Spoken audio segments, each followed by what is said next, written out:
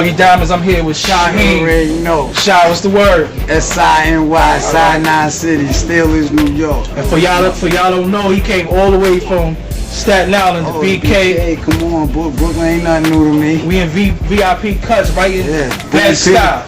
Shout out to Boom P. Shout out to you Boom P. already know what it is, man. Black, what up? Alright, so MGB.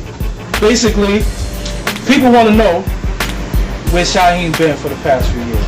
Well, you know, from like majorly, the last thing y'all probably remember was like the N2D movie, the Parenthood.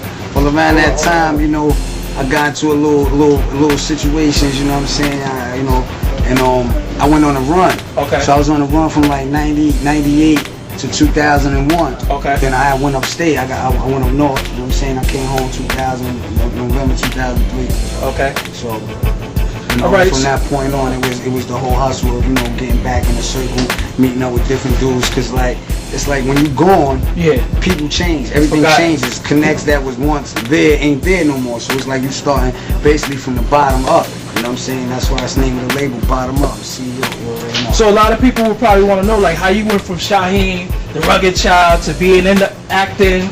You know, you had all these acting roles, you was in videos, you had a few albums too. Getting incarcerated. How did that transition happen? It was like, see, like it's different when you come into a business or anything as a kid.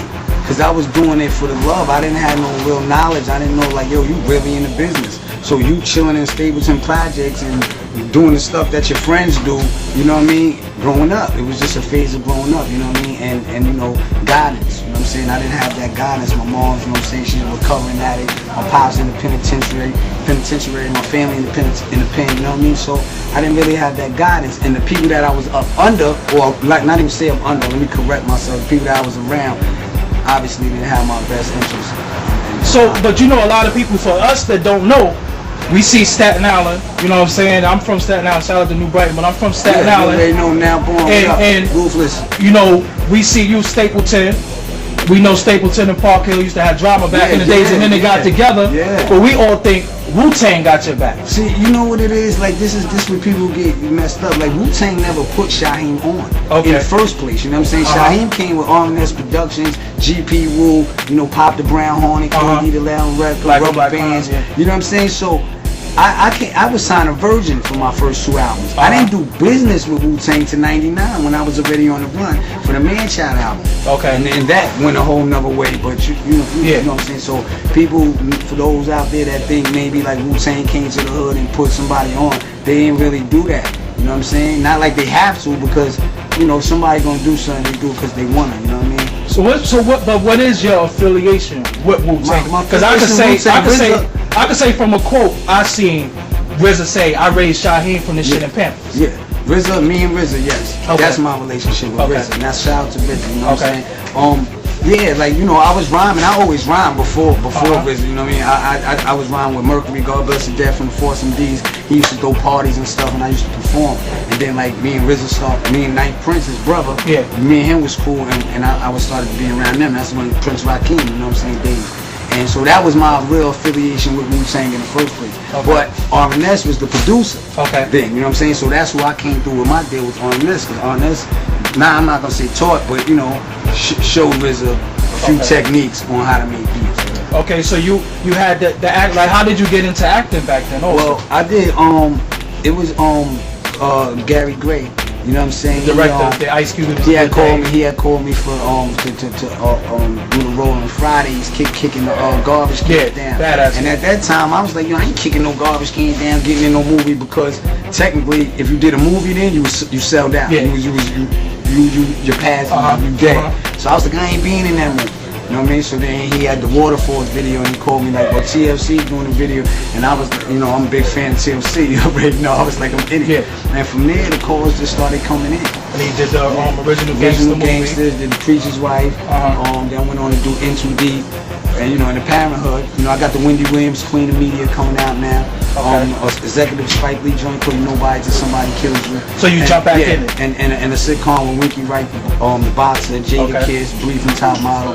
There's some things out there. Me and my boy Shannon Holmes, he's the author of Be More Careful, the book. We shoot a movie this April called Hard White, so y'all should check out it. I heard Hell Rel's supposed to be in that as well. I don't know for sure, you know what I'm saying, because I didn't get the final shit. And the other thing I wanted to ask you, like, Jay-Z never let it be known that it was a secret that he wanted you on the Coming to Age record. See, how come you didn't do the record? No, listen, I never knew about the record. Alright, you gotta understand this, man. I'm 14, 15 years old, you know what I'm saying? I'm hanging out with Big Daddy Kane, Pac, Big, you know what I'm saying, Wu-Tang. I'm around all these older dudes, you know what I'm saying?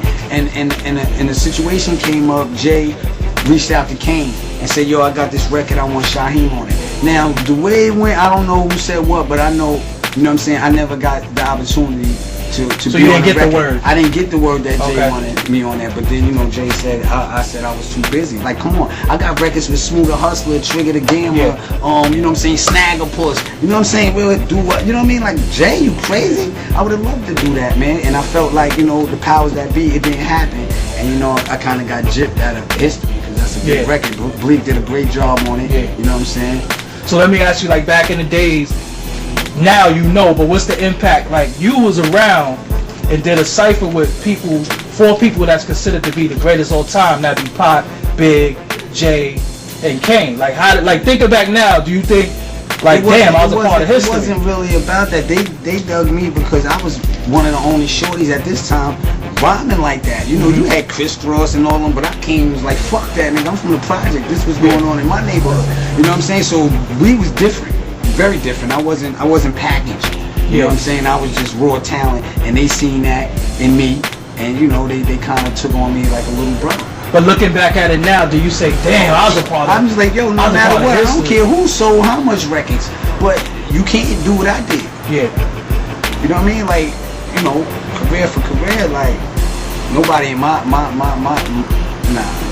Remember when I also, like, when I hollered at you on the phone, I told you about what Cassidy said about the situation, like, you left him for dead, he came up. First of all, I didn't know Cassidy then. You know what I'm saying? He was a dude that I met on the street, and it was the soul like, yo, we gonna get up and do something. He hit me, he was supposed to come to Staten Island. I really don't remember it like that, but he obviously wasn't there when it was time to move. Not saying nothing, but it was like, yo, I wasn't there when he got there. I had things to do. You know, I mean, if that offended him in any way, you know, I apologize, but you know. Yeah, he just tried to put it, he's on Clue 105, he tried to put it like, this is what you get, that's bad karma, you know, he left me for dead and now he couldn't get in my show. That's I was at his show, me and Cass met. Me and Cass met, you know, I think it's cool, you know what I'm saying? But me can't get me somewhere, like, come on. Like, I was going because I thought he was nice, you know what I'm saying? So I was going with the support. I ain't like, I'm not beefing for the shows or to be around some star niggas, like, fuck that, nigga. I have to chill with my niggas that's 100. That ain't this industry shit, like, when they doing well, they don't know you. You know what I'm saying? Or try to like, you know how the game goes. It's the same shit. So, and then right now, I just want to bring the people up to speed. You got the Hold That Thought record. Like, explain to people, because some people might say, yo, they all tight, you know. Explain to people what transpired to make you do that record. Alright, years ago, this is what I'm talking about, years ago. I'm going to bring you back to like 99. I was on the run at the time. Me and Ray had a bad rub-in, you know what I'm saying? It was like oil and vinegar, you know what I mean? And whatever transpired, you know what I'm saying? Then years later, you know, I came home from up north. Like, we didn't get into no physical. We had just like a real heated argument at the time. So after that, you know, I got arrested or whatever, and I went away. The day I came home, November 4th, 2003, I got off the bus on 42nd with my draft and all that. Raekwon was performing at BB King. So I said, yo, it was Raekwon, Wu-Tang from BB King. So I said, yo, I'm going up in there. So I go up in there, I see dude, I'm like, yo, let me talk to you for a minute. And I'm like, yo, if I rubbed you the wrong way, I apologize, you know what I'm saying? Previously, I apologize to that. I apologize, you know what I'm saying? So I feel like he didn't never let it go, for one, because it went and got to this point. For two, I don't know what goes on with Wu-Tang as a whole business, whether RZA or whatever, but I'm RZA's man.